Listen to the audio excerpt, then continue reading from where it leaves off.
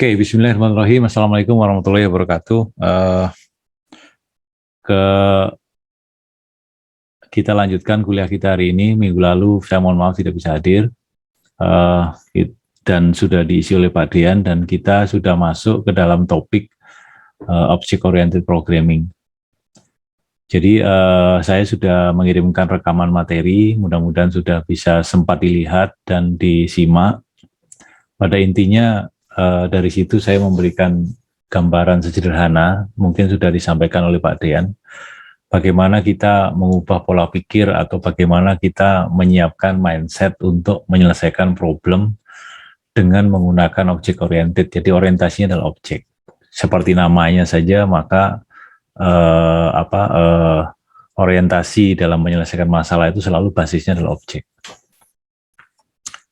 Kalau dalam C++ mungkin masih campur aduk ya, karena C++ itu masih memungkinkan kita prosedural. Jadi dalam contoh yang saya berikan di dalam rekaman materi, bahwa kan ada 4 tahap ya dalam membuat OOP itu. Pertama kita mendesain dulu. Jadi kalau kita dihadapkan sebuah problem, kemudian kita memikirkan objeknya apa. Kemudian objek ini memiliki atribut atau data apa saja. Kemudian objek ini bisa melakukan apa. Atau fungsinya apa saja yang bisa kita buat di dalam objek itu. Atau biasa kita namakan sebagai behavior atau perilaku dari objek itu. Jadi sebagai contoh waktu itu menjumlahkan 2 buah bilangan bulat, maka ada sebuah objek yang memiliki data berupa 2 buah bilangan. Jadi atributnya 2 buah bilangan. Kemudian perilakunya apa saja? Perilakunya adalah dia bisa menerima data. Kemudian yang kedua, dia bisa menjumlahkan.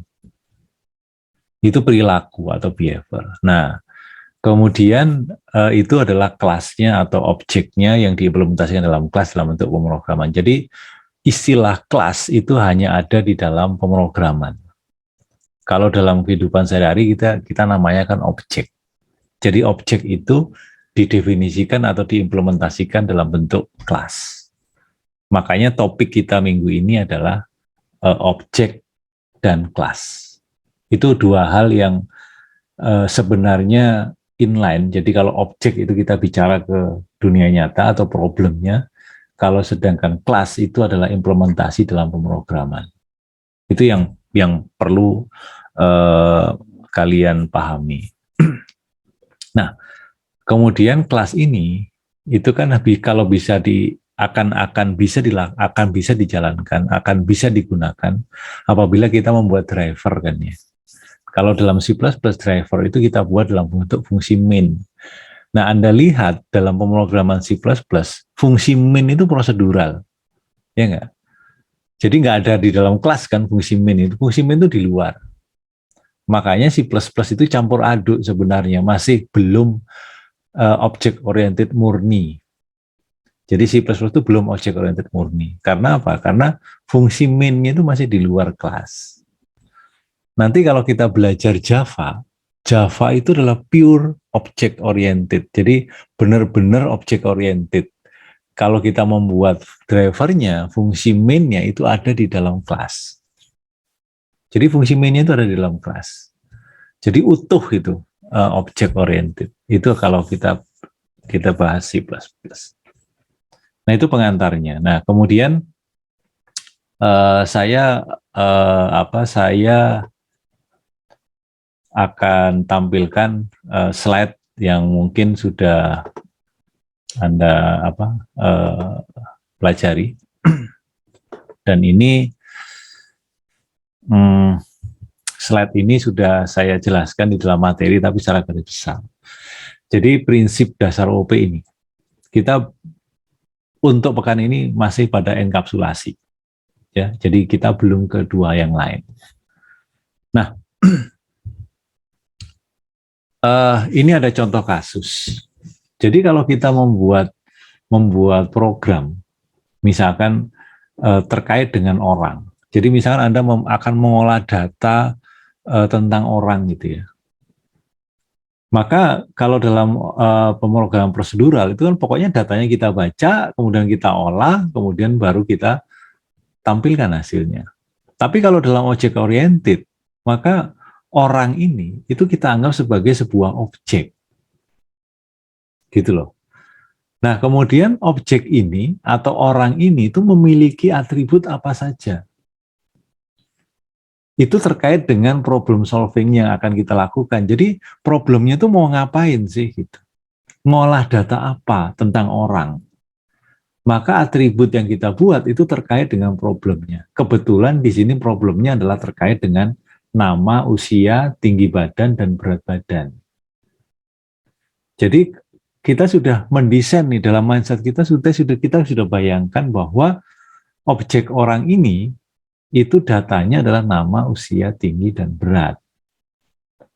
Nama itu nanti string, usia itu mungkin bilangan bulat, integer, tinggi mungkin integer, berat mungkin double atau bilangan pecahan. Itu datanya. Nah, kemudian setelah itu, yang ketiga, setelah kita sudah paham bahwa ini objek ini memiliki data itu, maka yang berikutnya dan terakhir adalah perilaku apa yang bisa kita bisa buat atau bisa kita setting untuk objek ini. Jadi misalkan kita bisa memberikan nama, artinya kita bisa memasukkan data nama, data usia, data tinggi, dan data berat. Itu adalah berarti dapat diberi nilai atribut itu. Perilaku atau fungsi yang memberi nilai pada atribut itu kita namakan sebagai mutator. Ya. Nah, mutator itu cirinya apa? Kalau kita buat fungsi namanya mutator, itu tidak ada return type-nya biasanya. Jadi void. Karena dia yang memberikan nilai kan. Tidak menghasilkan nilai apa-apa, kita hanya memberikan nilai, maka itu namanya mutator. Mutator itu biasanya return type-nya itu nggak ada atau void. Itu ciri yang mudah. Kemudian supaya gampang memberi nama fungsi untuk mutator itu biasanya diawali dengan kata-kata set. Jadi set itu kan memberikan nilai. Jadi misalkan set nama, set usia, set tinggi, set berat gitu. Itu biasanya. Oke? Kemudian kita juga bisa membuat perilaku atau behavior dari objek orang ini, itu adalah kita dapat mengakses nilainya. Jadi nama itu bisa saya dapatkan, usia bisa saya dapatkan, tinggi bisa saya dapatkan, berat bisa saya dapatkan.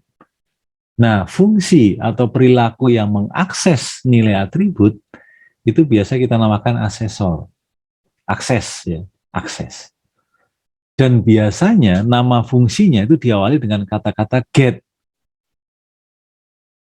Ya. Jadi get nama itu mendapatkan nilai nama, get usia mendapatkan usia, dan seterusnya.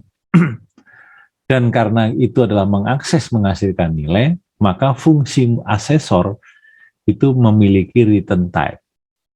Jadi return type-nya apa? Bisa string, bisa int, dan sebagainya.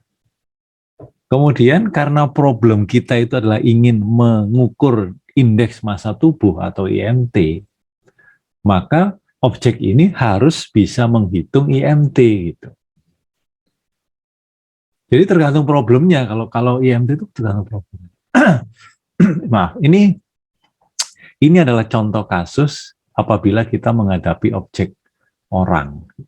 Jadi nanti kalau misalkan kalian dalam kehidupan nanti ya setelah lulus, kemudian Anda diminta membuat aplikasi, misalkan membuat sistem informasi akademik di kampus misalkan. Kalau sekarang Anda kan lihat ada student portal atau ada SIMAK gitu ya. Maka yang Anda pikirkan itu adalah, oh saya menghadapi objek itu namanya mahasiswa. Mahasiswa ini memiliki data apa saja? Ya nama, ada NIM, ada program studi, ada tahun masuk, jenis kelamin, itu semua adalah atribut. Kemudian mahasiswa itu bisa apa saja? Bisa kita berikan nilai, bisa mendapatkan nilai, bisa menampilkan IPK, bisa mencetak transkrip dan sebagainya. Itu adalah perilaku. Jadi kalau objek oriented itu mikirnya begitu. Maka dari itu nanti kalau misalkan Anda kebetulan nengok-nengok ke kantor kami ini di tempat IT-nya IPB, para programmer membuat SIMA itu orangnya banyak. Orangnya banyak.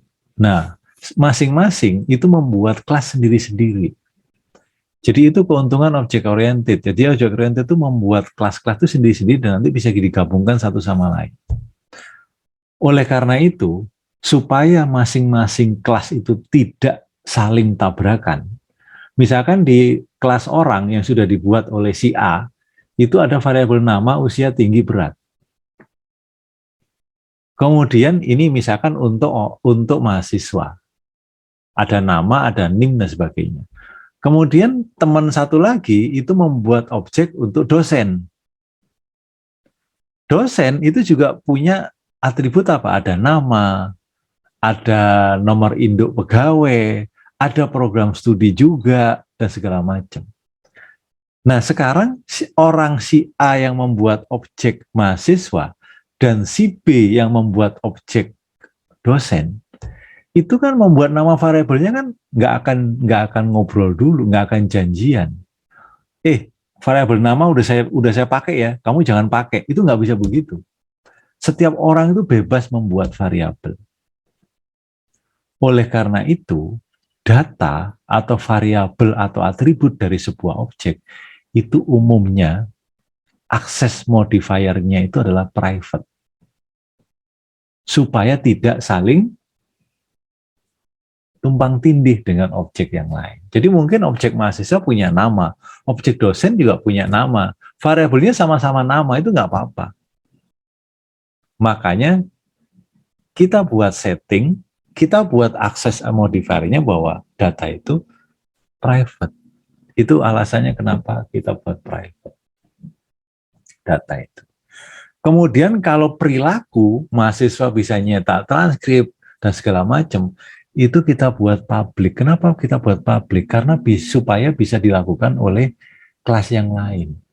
Jadi dosen itu bisa mencetak transkripnya mahasiswa, gitu, dan sebagainya. Jadi umumnya fungsi atau perilaku itu sifatnya adalah publik. Umumnya, tidak selalu. Itu kira-kira. Jadi oleh karena itu, kalau saya gambarkan ini biasanya orang mendesain itu dalam bentuk apa? Dalam bentuk apa yang disebut sebagai UML. UML itu adalah Unified Modeling Language. Jadi bahasa pemodelan. Jadi sebelah kiri kan tadi desainnya. Kemudian kita tuliskan di sebelah kanan. Jadi kelas, jadi ada kotak, 3 kotak. Yang atas itu persen nama kelasnya. Kemudian yang bawah itu datanya. Nama itu string, usia tinggi itu integer, berat itu double. Kemudian di bawahnya itu ada perilakunya, behavior. Anda lihat di sini, mutator itu biasanya saya awali dengan set. Kalau asesor itu saya awali dengan kata-kata get. Ini supaya apa? Supaya mudah kita mengingatnya. Oke? Hal lain di sini, akses modifier itu biasanya dilambangkan dengan tanda minus, plus, dan tanda pagar. Kalau tandanya minus itu berarti private. Kalau plus itu public. Kalau pagar itu nanti adalah protected. Protected nanti kita pelajari di kemudian hari. Jadi ini. Jadi kalau sudah seperti ini, maka kita bisa membuat membuat kelasnya itu mudah. Itu mudah.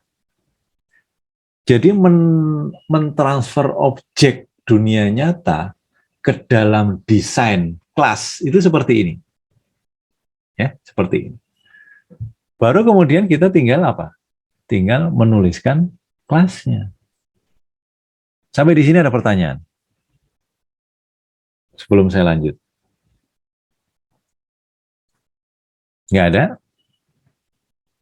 Oke, nggak ada. Jadi saya coba tampilkan ini. Apa? Saya coba tunjukkan bagaimana membuat kelas untuk ini. Oke. Nah, mudah-mudahan terlihat. Di sebelah kanan itu kan kita sudah desain. Jadi kalau membuat kelas berarti gampang saja. Kelas person, kan begitu. Jangan lupa titik koma. Gitu kan? Kita lihat nama, usia, tinggi, berat itu semua adalah private. Ya, Anda boleh menuliskan private begini. Jadikan satu di sini, string nama, kemudian int usia, tinggi, kemudian double berat. Ini semua adalah private. Oke. Kemudian public. Yang fungsi yang lain itu public. Di situ ada konstruktor person. Jadi seperti yang saya sampaikan di rekaman sebelumnya bahwa konstruktor itu digunakan untuk apa? Konstruktor itu biasanya digunakan untuk inisialisasi. Jadi kalau Anda membuat nanti di dalam pemrograman, Anda meng-create sebuah objek atau biasa kita namakan sebagai instant, orang atau person, maka orang ini atau person atau objek ini itu namanya siapa, usianya berapa, tingginya berapa, beratnya berapa. Nah, itu bisa kita inisialisasi. Inisialisasinya di mana? Letaknya adalah di konstruktor. Ciri dari konstruktor itu apa? Pertama, nama fungsinya sama dengan nama kelas. Ya, itu satu. Kedua, dia tidak memiliki return type apa-apa. Void pun juga enggak. Oke? Dan yang ketiga, biasanya digunakan untuk inisialisasi. Jadi kalau Anda akan membuat konstruktor, ya sudah Anda buat sama seperti nama kelasnya. Ini mau ngapain? Terserah. Misalkan Anda mau buat namanya jadi kosong dulu, nggak apa-apa. Ya. Terus usianya 0 dulu, usia sama tinggi sama dengan 0 dulu, nggak apa-apa. Ya, nggak apa-apa. Nggak apa-apa. Ya. Terus dan seterusnya. Mungkin beratnya juga Anda nolkan juga nggak apa-apa, silakan aja. Itu public. Kemudian di sini adalah ada set person. Itu fungsi untuk memberikan nilai. Di sini kita tidak menggunakan in atau out karena menggunakan argumen. Jadi saya bisa membuat dia tidak memiliki, jadi dia tidak memiliki return type apa-apa. Jadi void, kemudian di sini set person, kemudian di sini argumennya apa? String n, misalkan, kemudian int u untuk usia, int t untuk tinggi, dan double b untuk berat. Ini ngapain? Ngapain? Ya, berarti nama menerima n kan? Nama sama dengan n,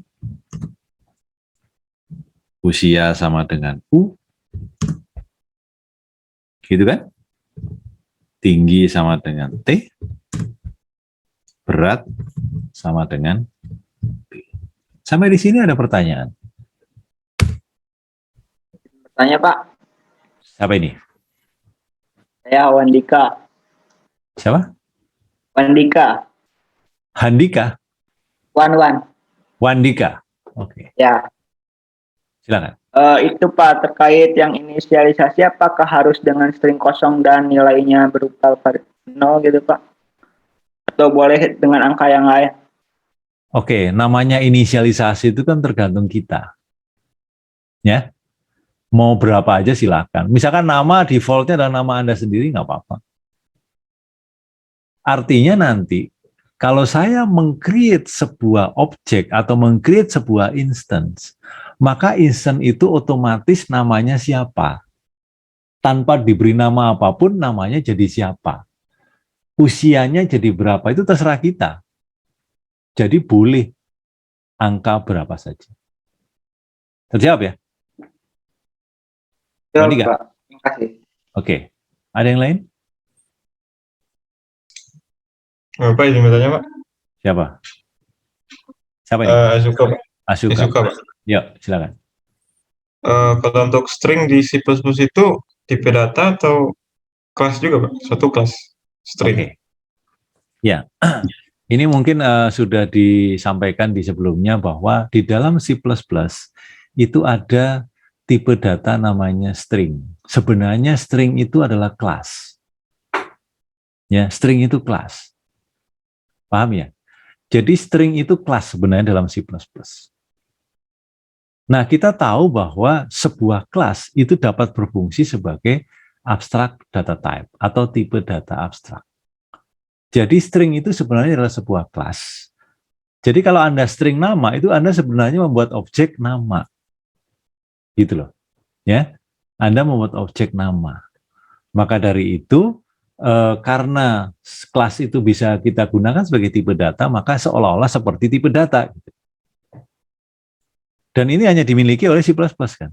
Nanti di Java juga punya. Tapi dalam C biasa, itu nggak punya. Jadi string itu hanya dimiliki dalam C++, bukan C biasa. Terjawab, Pak Suka? Jawab, Pak. Terima kasih, Pak. Oke, ada yang lain? Nggak ada. Baik. Coba sekarang kita lihat fungsi get. Jadi get nama itu memanggil nama. Kalau memanggil nama, maka ada return type-nya. Return type-nya berarti string. Ini adalah get nama. Ini adalah asesor. Dia nggak punya argumen biasanya. Isinya apa? Ya mengembalikan nama. Begini saja. Ya nggak? Paham? Kemudian get usia. Usia itu int kan, jadi return type-nya int, nama fungsinya get usia. Fungsi, ya get return usia, mengembalikan usia. Get int. Get int berarti return type-nya adalah double. Get int. Isinya apa? Return apa? Berat dibagi tinggi kuadrat ya? Apa? Lupa saya. Tinggi dibagi berat kuadrat ya? Kita Tadi lihat di slide kalau nggak salah ada, Pak. Oke, berat dibagi tinggi kuadrat. Berat dibagi tinggi kali tinggi. Begitu. Ya. Ada pertanyaan?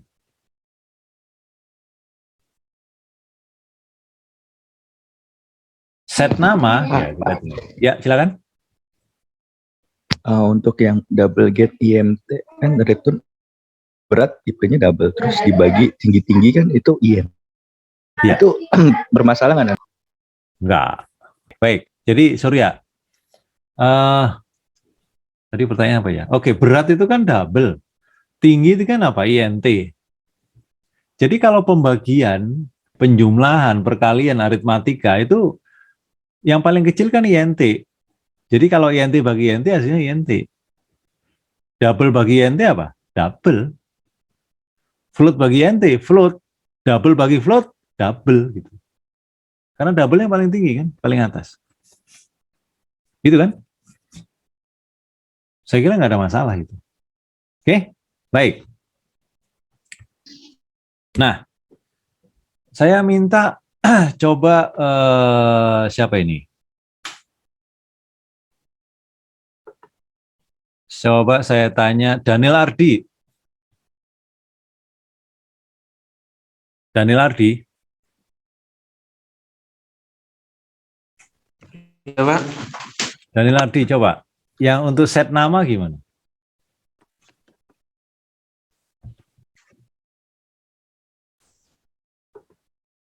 Mana Daniel Ardi tadi? Tidak, Pak. Untuk set nama, Set nama. eh, Itu mutator atau asesor?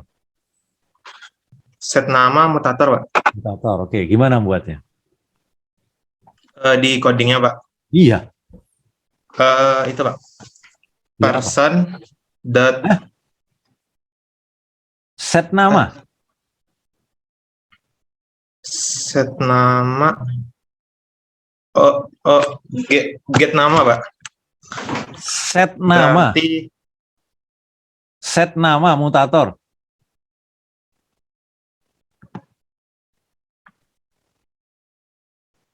yang itu bukan, Pak.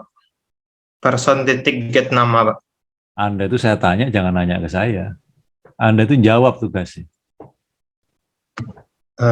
Iya, Pak. Apa jadinya? Set nama.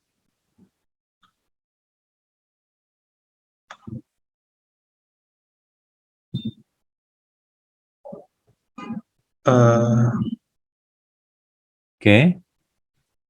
Mau, Pak. Masih belum terlalu paham, Pak. Ada yang mau raise hand? Silakan. Coba. Siapa yang mau raise hand?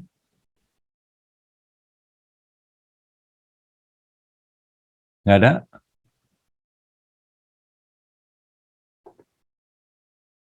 Ayo, set nama. Membuat set nama. Oh, Pak. Coba saya minta Ihsan Muhammad. Iya, Pak. Ya, gimana Ihsan Muhammad?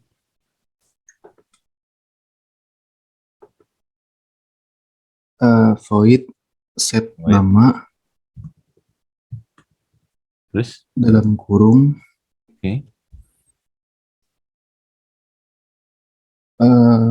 buka kurung string nama sama dengan n. String nama sama dengan N.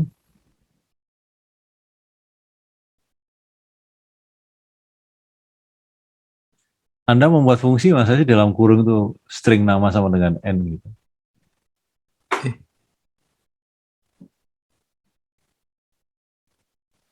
String n. String N. Terus? Kurung Kurawa n sama dengan nama. N sama dengan nama. Nama. N itu kan menerima nilai, kan? Bukan nilai, kan? Bukan alamat. Kan? Yang Anda akan berikan nilainya itu atributnya objek person itu N atau nama? N, Pak. N. Nama ya. Atribut person itu apa aja? Ada 4 itu. Nama, usia, tinggi, berat. Nama itu akan saya isi dengan sesuatu, dan sesuatu itu tersimpan di N gitu. Jadi, ini nama sama dengan N. Masuk N sama dengan nama. Balik ya, Pak. Dan Anda membuat fungsi gimana sih? Lupa, Pak. Kok lupa? Oke ya.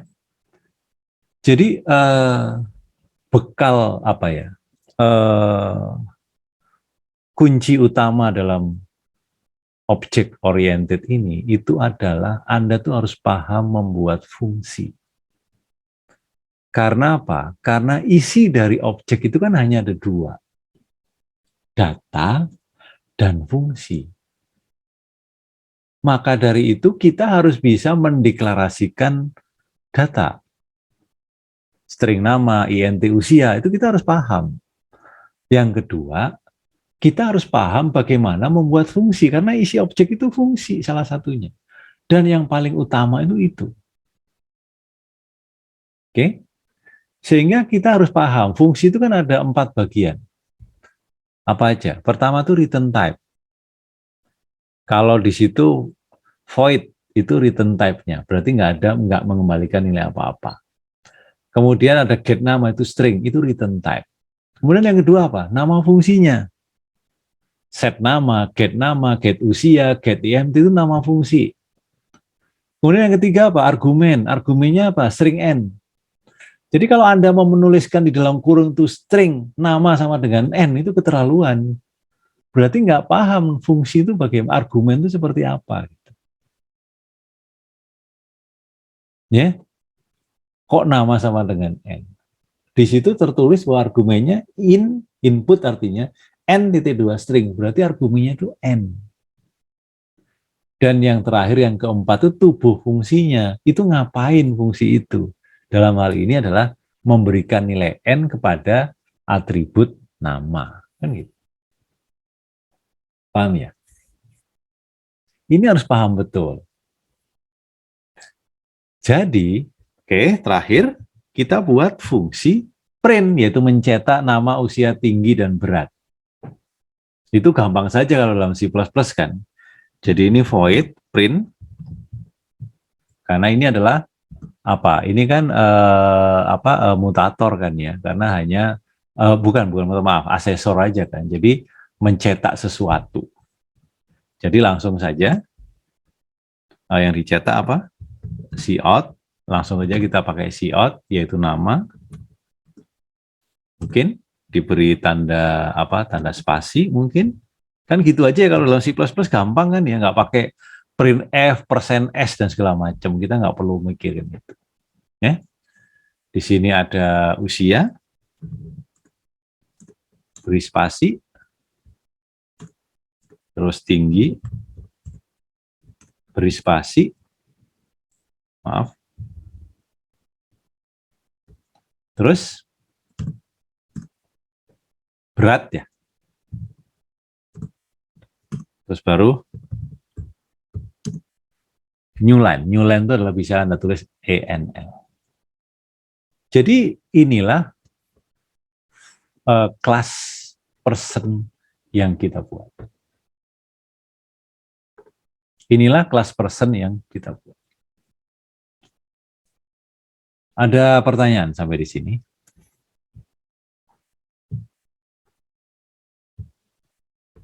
Nah, kita baru menyelesaikan 2 tahapan. Jadi pertama tadi kita mendesain UML-nya, kemudian kedua kita membuat kelasnya. Nah sekarang kita membuat drivernya. Membuat driver itu adalah kita harus lihat persoalannya. Ya, persoalan. Nah ini. Jadi kalau saya ingin membuat driver itu seperti ini, driver itu akan saya gunakan untuk membaca 5 buah data seperti ini. Kemudian saya gunakan kelas person untuk menyimpan ke dalam array seperti itu. Kalau hanya untuk membaca, nggak usah ngolah apa-apa, kita anggap aja membaca itu seperti ini. Ya, maka kita buat program C++-nya untuk menyelesaikan persoalan ini. Ya, oke. Nanti detailnya bisa kita lihat nanti pada saat praktikum. Jadi data yang ada itu seperti ini. Maka langsung saya buat drivernya. Artinya kita lengkapi program ini. Nanti di dalam ujian, kalau ada pertanyaan, buatlah kelas. Maka Anda berhenti sampai di sini. Kalau buatlah kelas ya. Tapi kalau ada sebuah problem, Anda harus menyelesaikan problem itu secara utuh. Diberikan data masukan seperti ini, kemudian outputnya harus begini, maka Anda harus membuat program C++ yang utuh. Tapi kalau Anda hanya diminta buatlah kelas, ya begini saja, selesai. Dengan kriteria yang tadi. Itu ya. Jadi jangan malah nambah-nambah instruksi malah salah gitu. Itu saya jadi repot juga. Mengurangi nilai padahal ininya benar gitu. Oke, nah sekarang Kalau memang ini menyelesaikan data masukan seperti ini, baru kita teruskan ini. Seperti biasa, include IOStream. Gitu kan? Ini tadi yang ditanyakan oleh Asuka. Karena saya menggunakan kelasnya string, maka saya include string. Jadi ini stringnya adalah string milik C++. Oke? Bukan stringnya C biasa. Kalau Anda ingin menginclude stringnya C biasa, itu include-nya bukan string, tapi include-nya adalah C string. Ini adalah Anda menginclude stringnya miliknya program C biasa. Oke? Ini nggak perlu lah, karena saya sudah punya string. Oke? Nah, kemudian using namespace std. Ini adalah kelas person, selesai. Nah, drivernya itu baru kita buat program prosedural biasa. Dan itu adalah di sini. Seperti biasa. Jadi ini drivernya.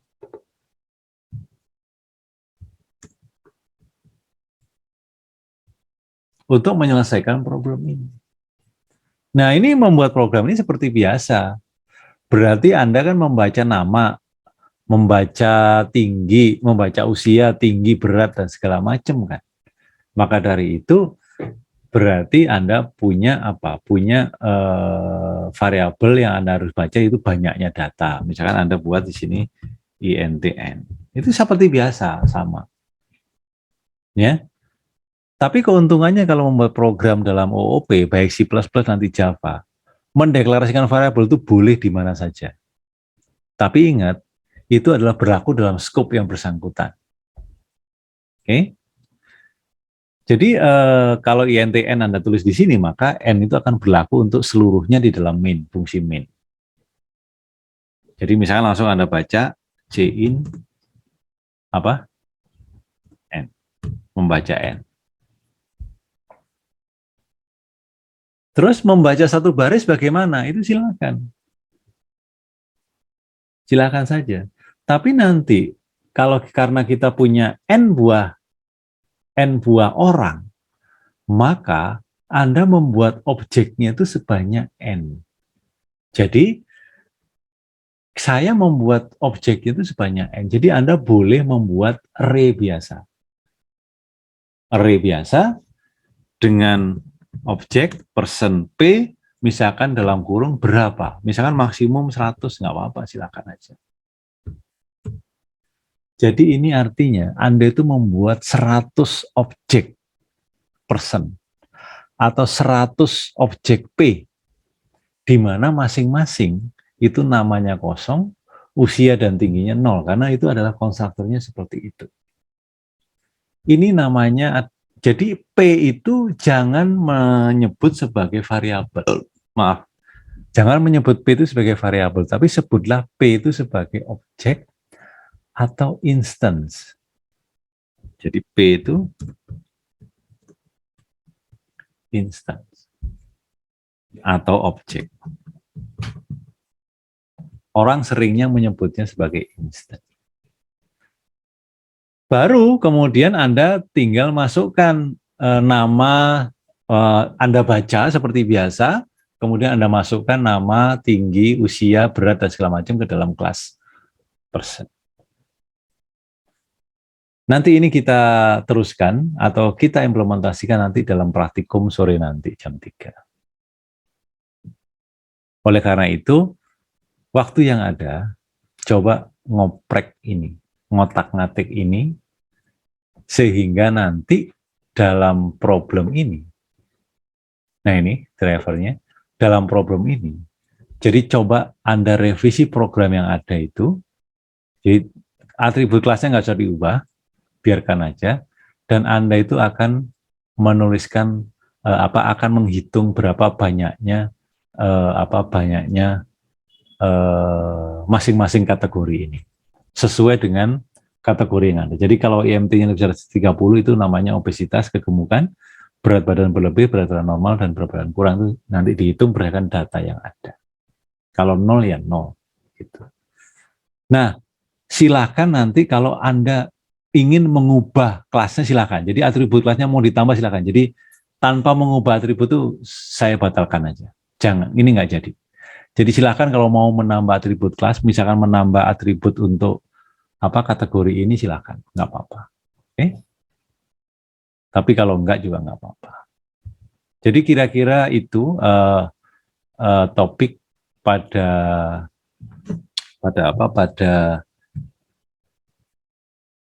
pekan ini, pekan keempat. Jadi nanti tolong Anda teruskan dulu ini. Nanti kita bahas di praktikum. Tapi Anda harus nyoba dulu. Sehingga nanti saya banyak nanya. Supaya kita aktif dan Anda supaya lebih cepat paham. Kalau ada pertanyaan tentang ini, silakan Anda tanya. Izin bertanya, Pak. Ya, siapa ini? Azuka, Pak. Asyuka. Mana Asyuka? Silakan. Jadi kalau untuk instansiasi itu lebih baik pakai misalkan deklarasi statis atau dinamis ya, Pak. Soalnya kan kalau di C++ ada operator new seperti itu, Pak. Misalkan Operator apa? kalau operator new, Pak, Oke. new dan free gitu, new dan delete gitu, Pak. Oke. Baik. Terima kasih Asyuka. Jadi itu sebenarnya topik yang berikutnya ya. Jadi kalau kita membuat objek, itu kalau dalam C++ itu seperti ini. Jadi sebagai contoh saya share screen lagi ya. Saya share screen lagi seperti ini. Jadi P itu adalah objek yang kita buat. Jadi kalau saya misalkan membuat objek person, misalkan OBJ gitu, maka saya membuat objek OBJ seperti biasa. Ini dalam C++. Tapi Anda juga bisa meng-create sebuah objek itu yang sifatnya itulah meng-create dalam memori khusus. Dan itu yang tadi disebutkan oleh Asyuka adalah sifatnya dinamis. Jadi caranya adalah person OBJ itu Anda membuatnya dengan menggunakan pernyataan new. Jadi ini mengalokasikan memori. New, person, kurung buka, kurung tutup begini. Ini artinya bahwa saya punya pointer sebenarnya. Jadi kalau OBJ itu pointer. Pointer ke person. Gitu. Sehingga nanti OBJ itu ini berupa pointer beda. Kalau ini kan berarti variabel biasa atau objek biasa. Kalau yang ini adalah objek pointer. Sehingga nanti yang dijalankan oleh new person ini adalah konstruktornya. Itu bedanya. Sehingga kalau saya akan menjalankan misalkan akan menjalankan print untuk misalkan P indeks ke 0 itu saya akses fungsi print, maka saya tinggal tuliskan begini. Tapi kalau OBJ itu begini. Itu bedanya. Karena yang di baris 27 itu adalah pointer. Tapi Anda juga bisa membuat variabel pointer seperti ini. Misalkan P1. Itu sama aja. Jadi kalau Anda akan menjalankan print, maka P1 seperti ini. Itu bedanya. Ya? Terjawab, Pak Suka? Suka? Terjawab, Pak. Oke. Ada yang lain? Baik. Kalau tidak ada, silakan diteruskan. Ini Anda masih punya waktu sampai 8:40. Silakan kita offline saja, Anda kerjakan. Anda teruskan sesuai dengan slide latihannya itu Anda kerjakan dulu. Dan nanti akan saya monitor pada saat praktikum jam 3. Jadi silakan. Jadi Anda jangan off kemudian pergi kemana atau santai gitu ya. Teruskan kuliah sendiri sampai 8:40. Karena jadwal Anda kan sampai 8:40 kan. Tapi nggak usah online. menghemat kuota. Silakan Anda kerja sendiri, diskusi sama teman-teman Anda silakan. Oke? Saya akhiri, terima kasih atas kerjasamanya. Semoga kita semua dalam keadaan sehat walafiat terus. Saya tutup. Wassalamualaikum warahmatullahi wabarakatuh.